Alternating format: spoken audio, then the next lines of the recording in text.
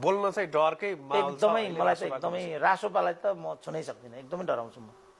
किनभने हामीले यो अंशबन्डाको झगडा गरेको होइन नि, हामीले त सामाजिक मुद्दामा आफूलाई लागेको धारणा व्यक्त मात्रै गरेको। शैली आफआफ्नो हुन्छ, त उनीहरूलाई चाहिँ भिन्न मत स्वीकार्य नै छैन। यस्तो अनुहार पारेर उनीहरू गाली गलौज गर्न आएका हुन्छन्। जस्तो यो सुकुम्बासीहरूकै सन्दर्भमा फर्क साम्पाङलाई त्यस्तो लाग्यो भन्न नपाइने, तपाईँलाई उस्तो लाग्यो, लागेको कुरा भन्न नपाइने, ज्यादती लाग्यो तपाईँलाई भन्न त पाइयो नि त, लोकतन्त्र हो नि। पुराना नेताहरूको ग्रेटनेस त्यही थियो, उनीहरू मुख फर्काउँदैनथे।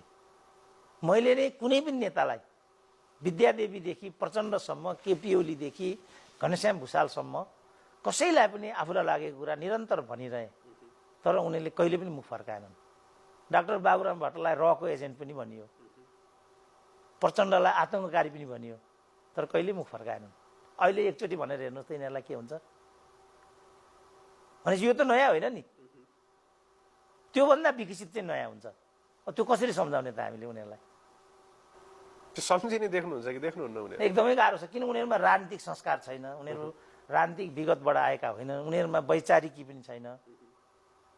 जब त्यो होइन भने त मान्छेले आफ्नो त्यही लोखलढुङ्गे सांसदको कुरा गर्नुहोस् न।